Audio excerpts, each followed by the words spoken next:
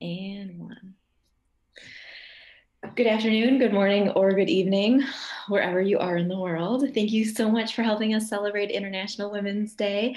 My name is Jessica Corvo, and I am here to celebrate and honor sisterhood.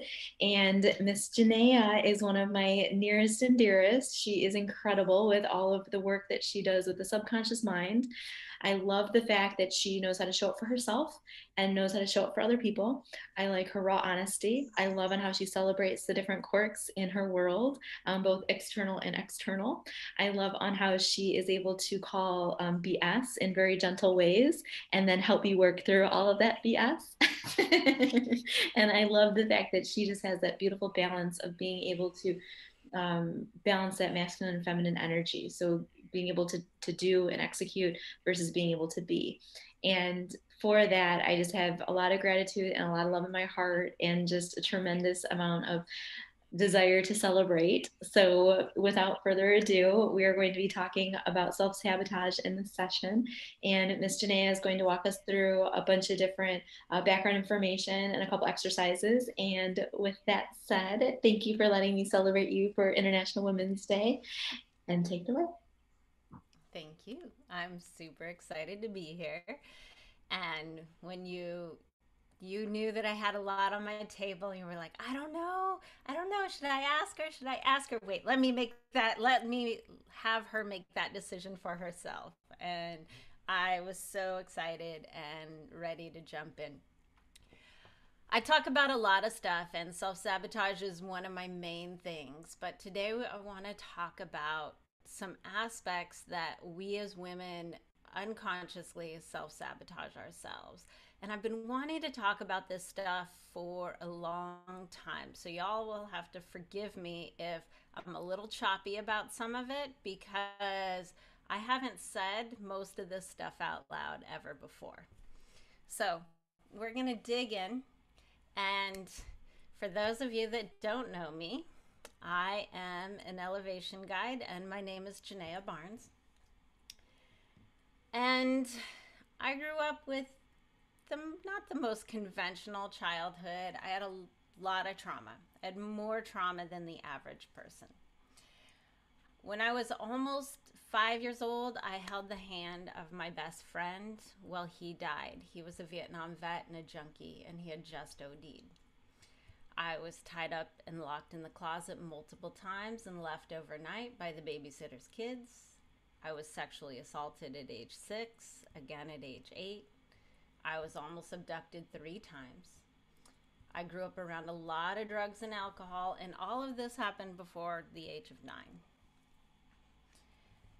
After that, my stepdad came into my life. Stuff settled down a little bit. But the thing about the subconscious mind is most of our subconscious programming, most of the way we see the world happens before the age of 9. The age of 9, there's this part of our brain that comes online called the default mode network. I'll also refer to that as the critical factor. It's basically, well, one aspect of it is the bridge between the subconscious mind and the conscious mind. It is a part of our evolutionary thing to keep us safe. It basically notices a couple things that look familiar, draws a conclusion. I also like to refer to it as the assumption brain. So, but what we take in before the age of 9 really sets us up for our belief patterns, for what we think, how we feel, what's going to trigger us, and what's going to shift the way we react to the world. Notice I said the words react. We're not talking about responding, we're talking about that subconscious, that unconscious trigger way we move throughout the world. So, after all my crazy stuff growing up, I did a lot of stuff to try to heal and make my life better, to feel whole. I felt, I mean, honestly, I felt broken. I had low self worth. Internally, I felt shattered. I projected a really good image. I was really good at holding it together on the outside. But I did 10 years of therapy, which didn't do a whole lot. It did a few things. I did combo ceremonies. For those of you that aren't familiar with that, that's an Amazonian frog medicine. I did shamanic healings, lots of meditation. I sat ayahuasca ceremonies. I read a lot of books, of course. I did transformational workshops, hypnotherapy, NLP. I walked a 500-mile pilgrimage. You name it, I did it. If I thought it could make me somehow feel better, I tried it. I was always on a quest to feel better than I did because I just didn't feel good inside. So, through all of these things that I did, I really began to understand that the things that make a big difference, the things that really affected how I interact, how I responded, not reacted, how I responded in life, and what actually made me feel better was the stuff that shifted my subconscious mind. So that sort of became my trajectory as I moved into the healing world. And so I studied specifically NLP and hypnotherapy because they are the most effective as well as directive things that I encountered. A lot of the things, the combo ceremonies, the ayahuasca ceremonies did a lot to shift my subconscious, but I couldn't choose what I was working on. But NLP, hypnotherapy, I could choose. But my real training for dealing with the subconscious mind came from working behind the bar for 20 years, for over 20 years.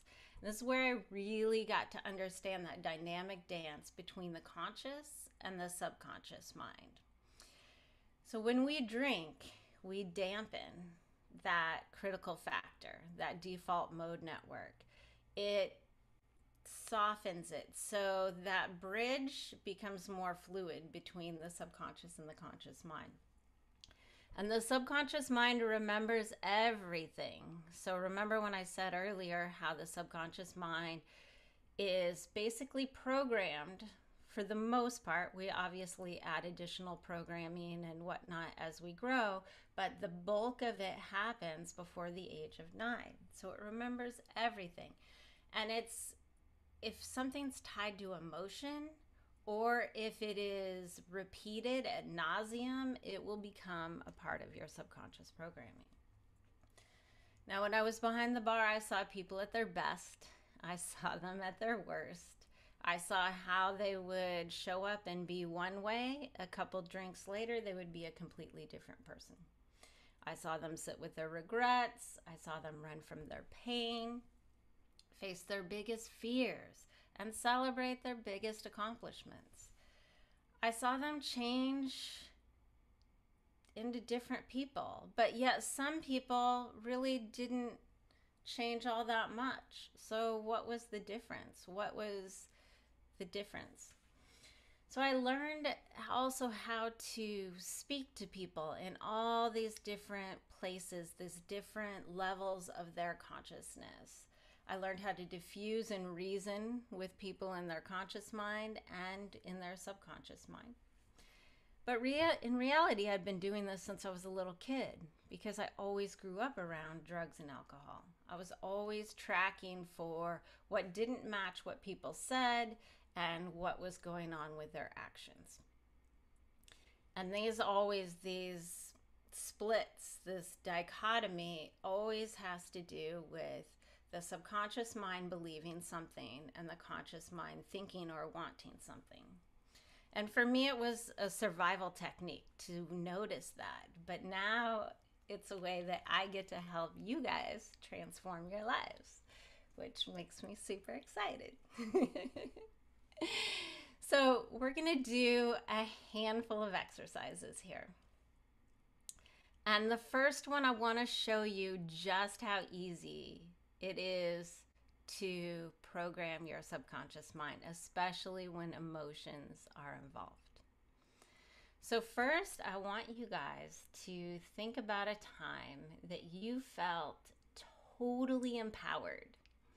You felt like you could do anything. You felt powerful. You felt like you could take on the world.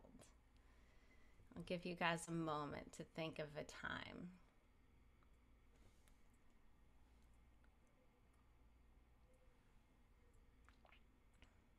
You guys got it? All right. So, what we're going to do is we're going to bring up that feeling in our body. We're going to really go. You might even want to close your eyes to do this. We're going to really dive back in time to whenever that time was and allow that sensation to rise up in your body. And when it comes close to reaching that peak feeling of total empowerment, like you could take on the world and handle anything, I want you to take your 2 fingers and put them on the inside of your wrist. And hold it there as that peak rises, feeling that empowerment. And as it starts to dissipate, go ahead and release your fingers.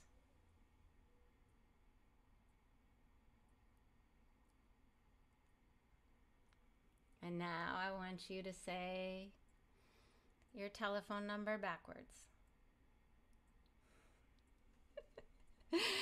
All right, we're going to do this 2 more times. So bringing up again that feeling when you felt fully empowered, totally like you could take on the world, nothing could get in your way, letting that feeling rise up in your body. When it starts to reach its peak, reach it filling up your body. Place your 2 fingers on the inside of your wrist. Press down. And as the feeling starts to dissipate, you will let go and release it.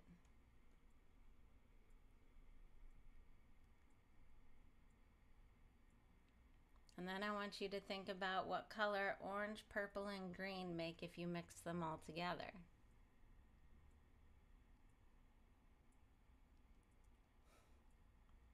All right. And one more time. Gonna let that feeling of empowerment rise up in your body. Really feel it. Feel it in every cell. Nothing can get in your way. You can take on the world. Nothing can stop you. And as it's reaching its peak height, placing your fingers on the inside of your wrist. And as it starts to dissipate, letting it fall off, releasing your wrist. And then thinking about what letter a candy cane makes when it's turned upside down. All right.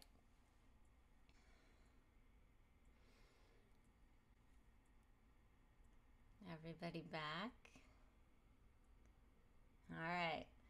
So now that we're just back in this normal state, shake it off for a minute.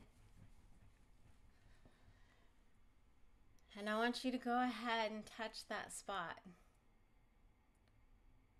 And you'll notice that feeling of empowerment rise back up in your body. So that's how easy it is to program the subconscious mind. You tie emotion with a repetitive action, and it gets wired in there. Now, what we did right now is we created an anchor, though. If you guys are feeling a little less than, a little not so great, you've got to walk into something, you're not feeling very good, you can touch that spot and it will bring that feeling back up.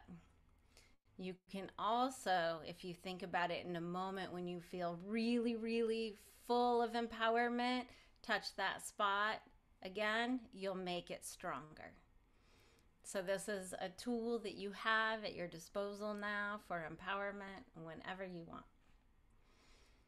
But it also shows you how simple, just 3 times, 3 events with that same emotional content, the same action, can wire something into your brain.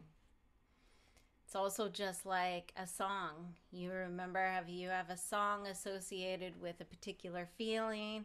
That song comes on, you're right back to that same place. That's another form of an anchor. All right. So now in this next exercise, what we're going to do something called sentence stems. And I want you guys to not hold back. Nobody is going to see your paper. You can burn it when you're done if you want. But you're going to get the most out of this exercise if you really just let yourself go. Like whatever pops into your mind, there is no, you have to do it right. I know many of us were raised that we have to be perfect, we have to do it right, but there's none of that here. So at the top of your page, I want you to write do, feel, act, say, and think. So that's do, feel, act, say, and think. If we want to think of this as an acronym, think of it as do fast. And that's how we're going to do this exercise. We're going to not let our conscious brain really get in the way. We're going to do this really fast. And so what we're going to do is we're going to write down a partial sentence, and then you guys are going to complete the sentence. So for instance, as an example, the partial sentence, if it were, when I see Christmas trees, I might complete it like this. I think of sap. I feel sticky. I love green. It makes me want to jump up and down. Hairspray. Whatever. So it doesn't matter. It doesn't have to make sense. Whatever pops through your mind. Okay?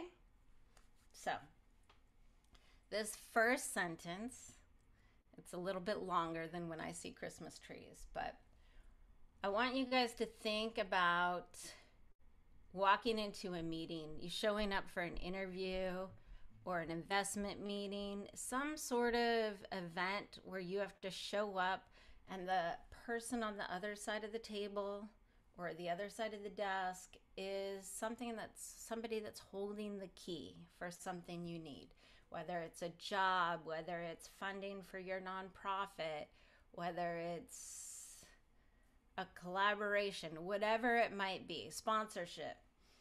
So think about that situation. And the sentence we're going to complete, and then you guys are going to write your completions over and over for 2 solid minutes, whatever pops up, over and over. So the sentence we're going to start with is, when I see the person I'm meeting with is a 50-year-old white man. So go ahead and complete the sentence. We can start now. When I see the person I am meeting with is a 50-year-old white man.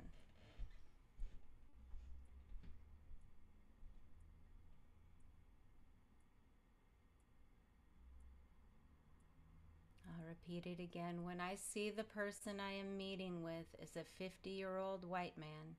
and complete the sentence.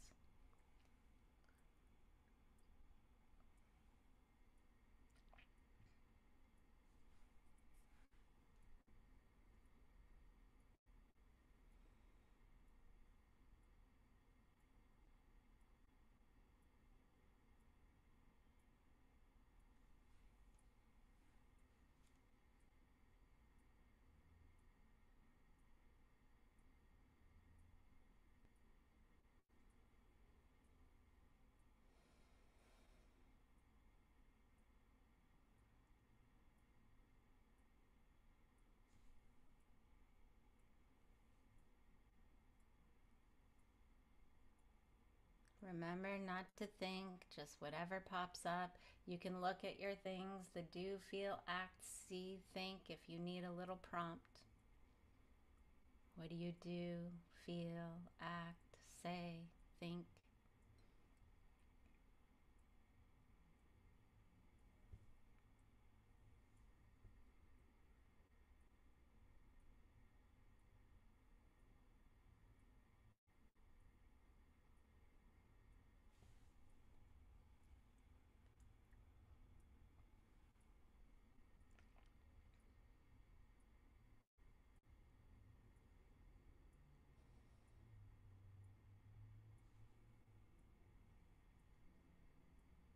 more seconds.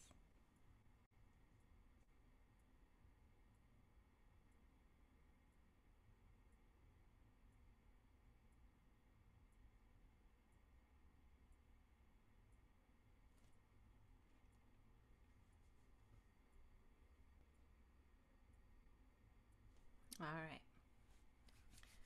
Okay. You guys ready for the next one? The next one is similar. When I see the person I am meeting with is a 50-year-old woman. Dot, dot, dot. So go ahead and you can start now. When I see the person I am meeting with is a 50-year-old woman. And then complete the sentence. Again, remember, if you get stuck for a second, think about do, feel, act, say, and think.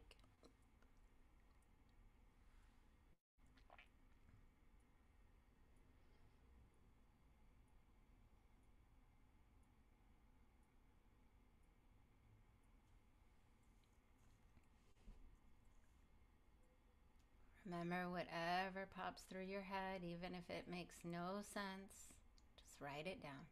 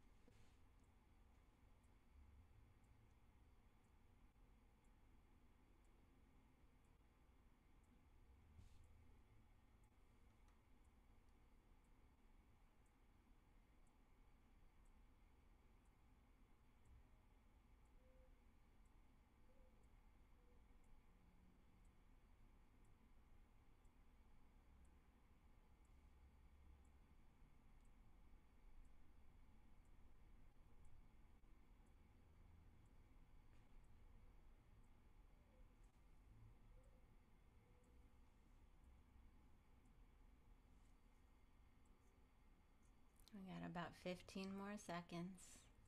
Whatever pops into your head.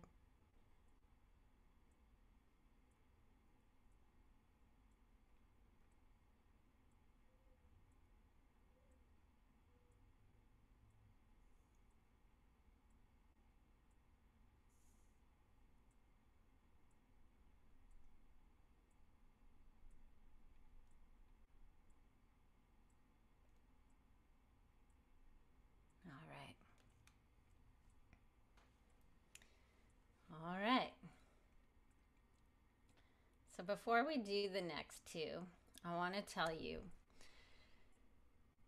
every single thing that you wrote down, there is a part of you, whether conscious or subconscious, that believes that. So I invite anybody to message in the chat or unmute yourself and speak up. Was there something that was surprising? Was there something that was, let's take the first one. Was there something that was negative? Yeah. And My very first response was, I think, oh shit. Right. I think that's a pretty, yeah. Nearly right after is judge misogyny quickly. Right. Rate their misogyny as fast as possible so you know what you're in. Yep. I feel like that's pretty common for a lot of women to feel and have that coming up for them in their subconscious mind. And how about the second one? Anyone have anything positive, negative, anything that was surprising? Yeah. For me, I think like drawing the comparison, it was very interesting for me because with the 50-year-old white man, it was, I'm curious, I want to say hello. And the only thing that was surprising me was like I grabbed my elbow. I'm like, why am I grabbing my elbow? I don't know. That's not even like a comfort thing. My comfort things are like my neck or like my chest. But then for the guy or for the female, the 50-year-old female, It was more like I was checking out her shoes. I was still feeling curious. I was looking for another person. Like, why would she be by herself? And then and then I was asking, do you want to go for a workout and have you eaten today? So it was interesting because like for the guy it was more observing, and then for the girl it was like, let's go do an activity. All right. Anybody else have anything else they want to add? I wrote twice with the woman, don't overshare. Hmm. I have a tendency to do that. Okay, so here's what I want y'all to think about. If you're thinking, oh shit, and you're judging misogyny, are you showing up? Or let's just actually simplify it here. Because of what's going through your subconscious mind, do you suspect that you are showing up the same in both situations?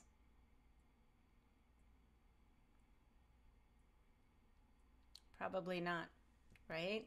It's very, I think for most of us, it's very clear there's a difference. For me, it's, well, I'll tell you my stories, but for me, my negatives, not so much anymore, but let's say we go back 7 years ago, my negatives would have been all about the woman, my positives would have been all about the man. But I also would have said, should I have unbuttoned my shirt one more button or something to that effect? So let's just take this a little bit further. We're going to do two more. Well, we might do three. We'll play time. But let's do one more. Let's do men are. So go ahead and complete the sentence. Men are.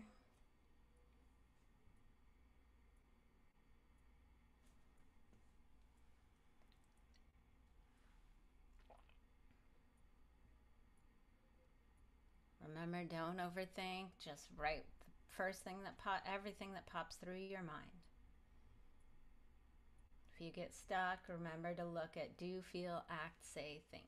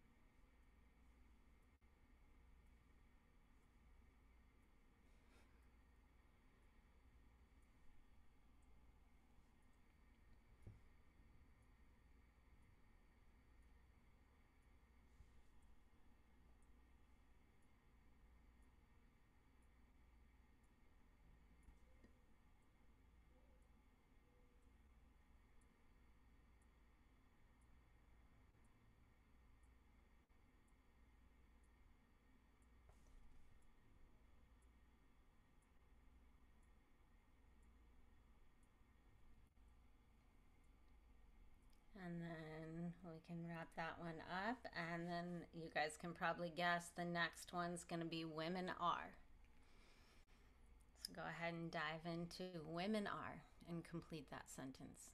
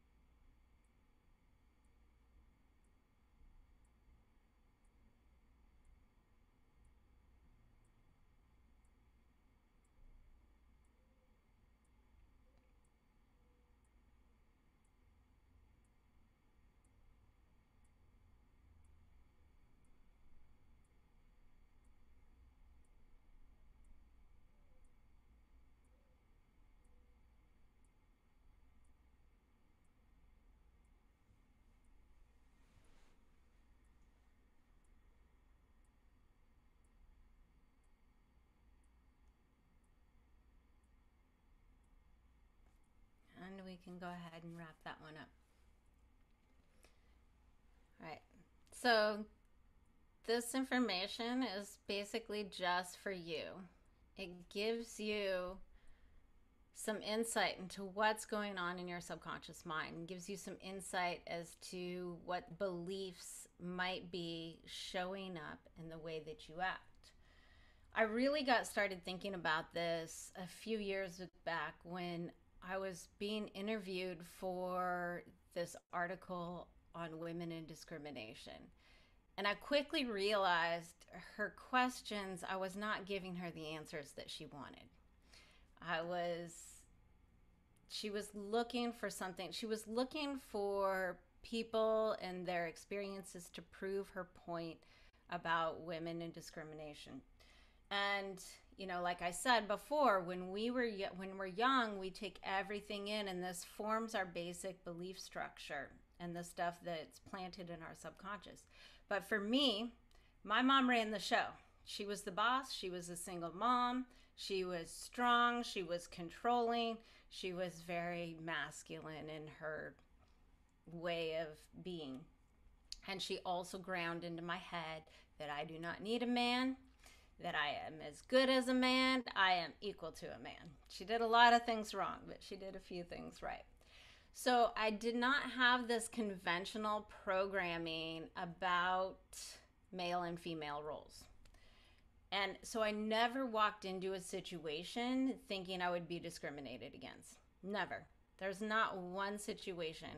There are places when I was bartending that I knew, oh, these people don't hire women, so I've heard, but I never assumed that I would be discriminated against. I was like, that's just what I've heard. Doesn't make it fact. So those thoughts never crossed my mind.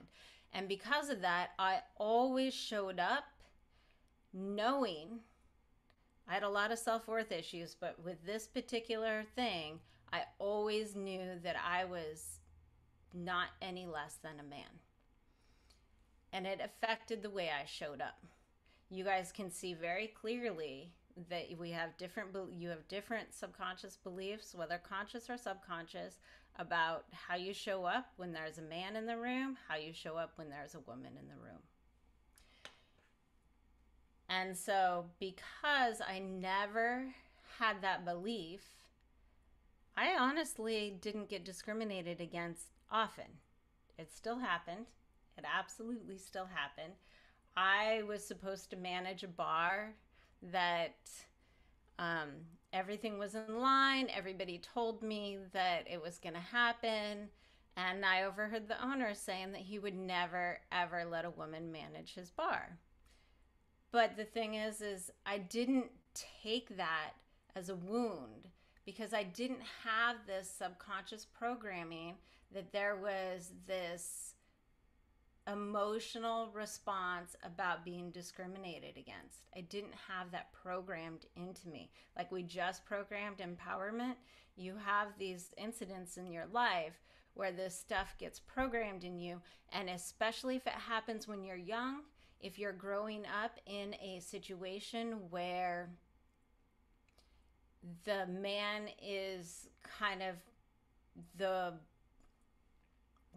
boss, the winner, and kind of puts down the woman, whatever the situation might be, or you see that a lot and you see maybe your mom is upset, you see things like this programs stuff into your subconscious. I personally didn't have that.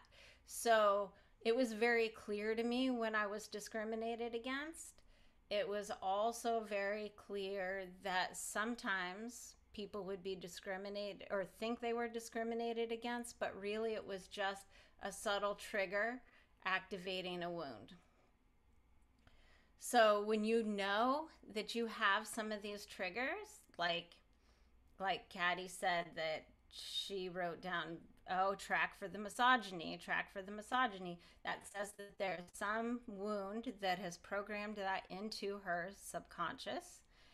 And therefore, if something looks like they didn't like her, she might, I'm not saying that she will, but she might assume that it was because she was a woman. But what might be happening is that she's showing up because she's tracking. She's showing up like this. Maybe not quite that extreme, but subtly. And how we show up really affects how we interact with other people. So I want to take another moment here. I want you to think about, you can write these down if you want, but I want you to recall a memory of when you felt less than or not enough. And think about it if you were looking at it as a fly from the ceiling looking down. And really go back to that memory of a time, any time when you felt like you were less than or not enough, and see yourself from above, looking down on yourself. And I want you to really look at how you showed up and your way of being. Were you tense? Was your jaw locked? Was your voice higher like this because you were not grounded in your body? It's hard for me to do that right now. Was your posture sloppy? Were you closed off or standoffish? Maybe you were exuberant. Probably not when you felt less than, joyous, friendly, or open. And think of a time when you felt resentful or hateful. So if any of you guys, when you had if any of you guys had something like, I had a client that her going through this was like they were the demons of the earth. They were the source of all problems. And there's a lot of people that feel that way. So if you had anything like that, you want to think about a time when you felt resentful or hateful. How did you show up? Look at it from the ceiling. Look at it from way above, like you're not even in your body, and look down. How did you show up?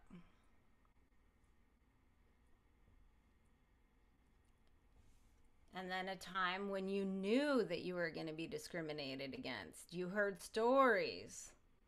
This place doesn't hire women, or the boss doesn't promote women, no matter how hard you work.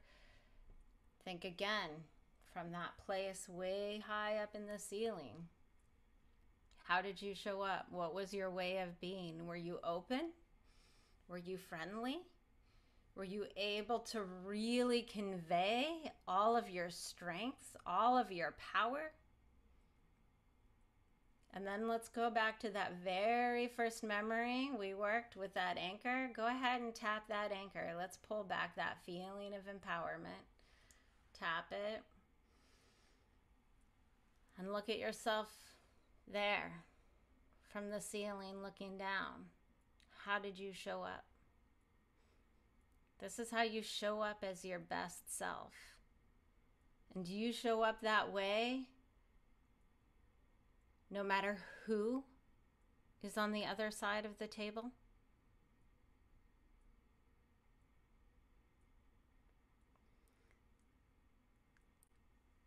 So especially because of the dynamics of, as women, we are fighting for our rights. We're fighting to be recognized as equal.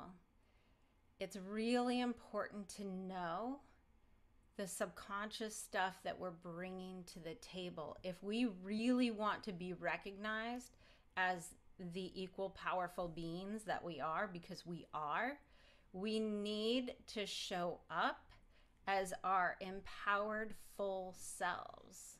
We can't be coming with this like, oh shit, it's a man, it's a white man, like, and all of a sudden you get small because it has been ingrained in you over and over and over that you are less than him, you are less than him, you are less than him. This does not serve you in creating the abundant life that you want, creating the shifts and changes that you want to create in the world, in your own life. And most of this stuff is subconscious, you guys.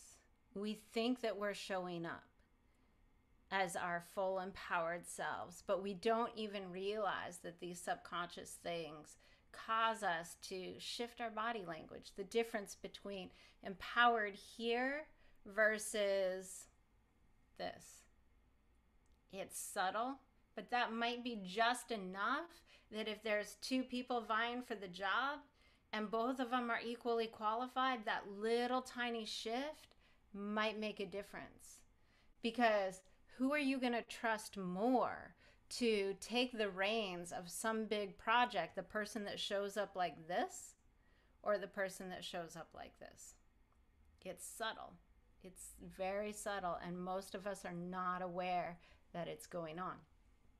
So, of course, how do we make sure that we show up as our best selves? Well, you guys have done the first step. We've brought consciousness to it. So if you know, if you look at your paper and you see that you've got some subconscious programming, underlying stuff going on about how the way you show up with men, or beliefs about men, because you better believe it. If you have negative beliefs about men and that person that holds the key to what you want across the table is a man, that stuff is going to come into play. Or maybe you have negative beliefs about women. You know, for me, I did, because my mom programmed negative beliefs about women because she was not a very kind person. She was doing the best that she could, but it created an aversion to women for me. So I actually had the opposite thing. I never had the problem with like men, but I'd show up in an interview with a woman and I'd just get really small because that's how my mom made me feel. So now that we have that, the other way, of course, so you can be aware of that, show up with consciousness, know, okay, I have to really, you can tap your empowerment anchor. I put that there for a reason, you guys. You can tap that, bring that empowerment with you to whatever it is that you're going to do. And, you know, every time you think of it, you have a moment you feel empowered, anchor it in there. The stronger you make that empowerment anchor, the better. And then, of course, the other way to really, really shift that stuff is to work with somebody like me who deals directly with the subconscious mind. The being able to transform those beliefs, being able to shift and elevate your self-worth around that particular thing. So I said earlier that my worth, specifically about being man and woman, was a place that I actually had solid self-worth. Everything else in my life made me have the worst self-worth ever, but that's one way I showed up with actual self-worth. And so we can create and shift that through processes, little things, kind of like that first little anchor thing, but obviously more detailed and more directive for exactly what you need. I also have, you guys, a self-worth workshop coming up that is going to be really transformative. I'm super excited about it. Sorry. I've been wanting to bring something a little smaller than my one-on-one package is to people, to be able to really transform in a way that if somebody's working one-on-one with me. So that is something I have coming up. And if you're curious about doing one-on-one work with me, you guys can just drop your email in the chat, and email and telephone number, and I'll reach out to you and we can just set up a little conversation to make sure that what you want to shift, I can help you with. And then we'll go from there and set up a longer complementary exploratory pathway session. And the link to the self-worth workshop is in the chat also.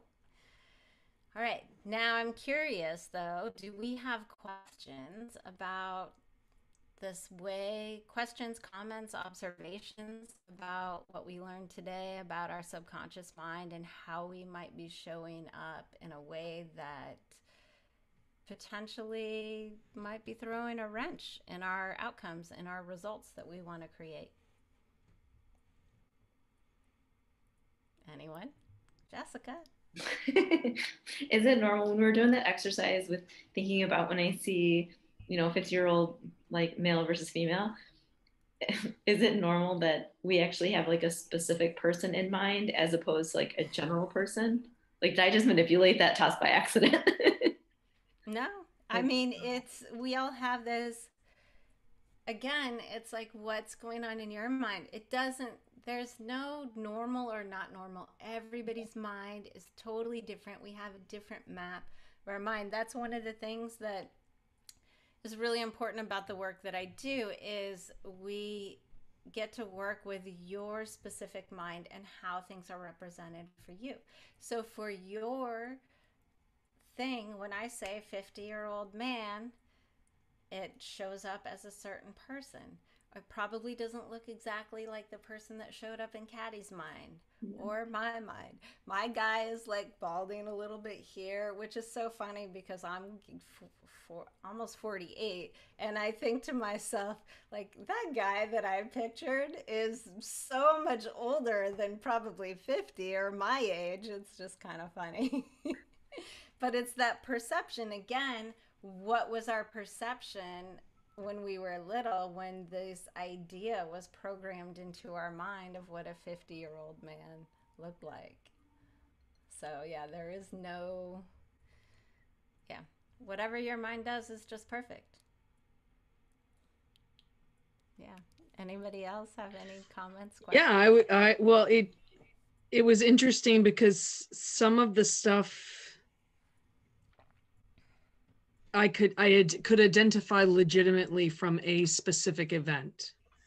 So, and I am 51, so I would be sitting across from a man younger than me and a woman younger than me in these scenarios, and that was kind of weird. And I did have like relate to them. They're your age. Bring up time. Bring up high school. Like connect it. Right.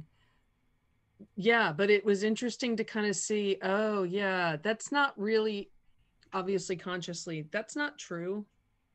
It's not true, but it's based on, and I've flashed on multiple events Yeah. of things happening, unfortunately, repeatedly. Well, and yeah, and that's the big thing is we consciously know this shit isn't true, you guys. I mean, I know that not all like I don't even know. I didn't do it, so I don't know where my beliefs are right now. Well, I know, but I know what they used to be. So, I know that all women are not sneaky.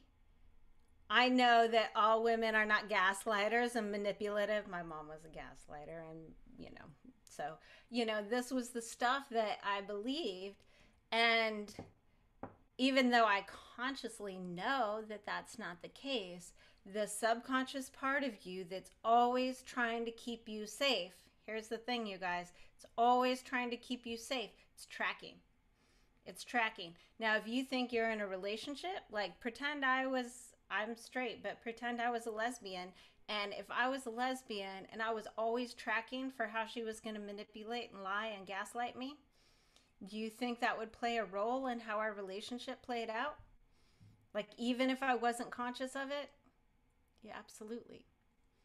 Absolutely. So, what we want to ultimately do, we get to create and cultivate our lives.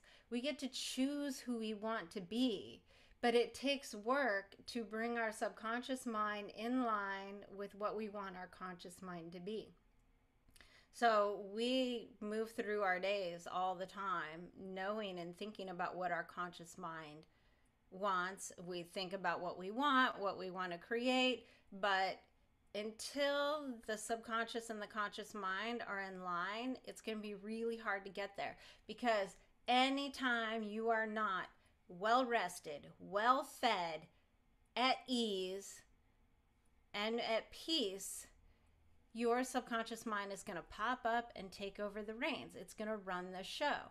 I mean, when was the last time you were a jerk to somebody that you loved because you were overstressed, overtired, hungry, hangry, whatever it was? That is not your conscious mind that was running the show. Your subconscious mind, your little wounds, your little beliefs that, again, are there to keep you safe. There's positive intention behind all that. So we just get to retrain your mind to know that they don't have to do that to keep you safe anymore. And this is how we get to create the life that we want. And even when we're tired, we get to actually act the way we want to show up consciously as well. There we go. Thanks, guys. Miss Genea, thank you so much for being able to walk us through those demos and just, I don't know, just hold space and just be magical. I mean, I don't know, magical on magical on magical. I'm just so tickled to be in your presence and to just be part of your world, and so grateful that you're part of my world. And the intention of today was legitimately just to shed light on the amazing things that women in my world are doing. And I am just beyond grateful and tickled that you were willing to share your gifts with the world and, give us a demo on the powerful work that you do. Thank you. It's, Yeah. again, it's such my honor. And I will receive all of that because it's lovely and it's beautiful. And I can reflect it all right back at you. Thank you so much.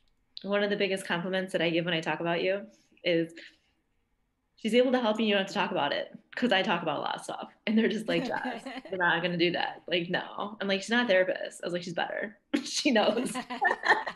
I was like, she has like a wand or something. I don't know. Just go talk to her. Right. So I think the work that you do is extremely useful. It's extremely powerful. And again, like, I'll go ahead and put all these links in. Everybody that signed up, I'm going to go ahead and share like those details with you as well, so you can follow up. And yeah, so thank you so much for letting me celebrate you, and thanks for having this space for us, and thank you for being part of a strong sisterhood. Yeah, thank you. And happy International Women's Day today. Thank you, ladies, so much. Yes. Happy International Women's Day.